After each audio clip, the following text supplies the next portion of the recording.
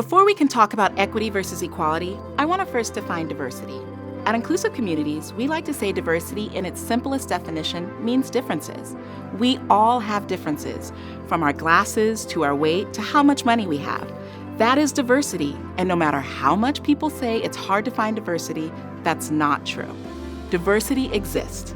It's about taking the time to acknowledge its existence and work to ensure action is taken to embrace these differences, not alienate them. Equality is often equated to fairness and sameness, and is based in the misconception that we all have the same needs and the same solution will work for everyone. Equity is based in access and opportunity, with the understanding that we each start with different advantages and disadvantages, and thus have different needs to attain access and opportunity. To understand equity, we have to compare it to equality. Now, I love this equity versus equality graphic, as it's the best explanation of the difference between the two.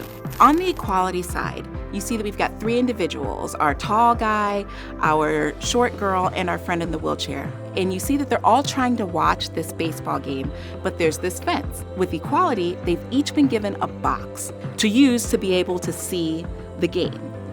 But obviously that's not working, because our tall friend is now super tall and sees very clearly over the fence, while our short girl can just barely see, and she's still kind of on her tiptoes and struggling to see the game, while the person in the wheelchair can't see at all and they can't even get on the box. On the equity side of this picture, you can see that now we've given each individual exactly what they need to be able to see the game. The person in the wheelchair has a ramp, so they can clearly get to the top and see the full game. The shorter girl has two boxes, which is what she needed to comfortably be able to see, and the tall person has no boxes at all because they didn't need the extra assistance in the first place. Equity is a process, which means it is continuous. We can't gain equity by changing just one thing. For example, the equity side of this photo shows our friend in the wheelchair has gained equity at this fence, but the work is not done.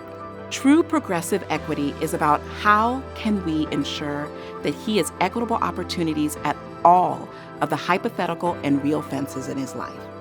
Equity requires power, resources, and social responsibility to work hand in hand to change the structures and provide opportunities to those who were institutionally left out, marginalized, or oppressed.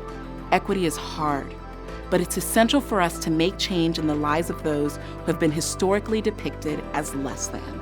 From individuals with disabilities like physical, developmental, and mental, to people living in poverty without access to food or education or healthcare. It's important for us to understand that there is a long history of discrimination, which has created the present day inequities which don't allow these individuals the same access to opportunity than those who don't have those differences. One of the greatest gifts that we give to students that we work with is the opportunity to share their story and to find value in their voice. And this increases awareness and a sense of empowerment. Everyone has their own stuff. Everyone is going through something that challenges their emotional and physical capacity to be great, but there is power in connection. So now here's your challenge. Be brave and seek out those opportunities to have authentic conversations with those that are different than you. Find out what makes them unique and what brings them joy. Then you do the same. Share your story because you have value as well.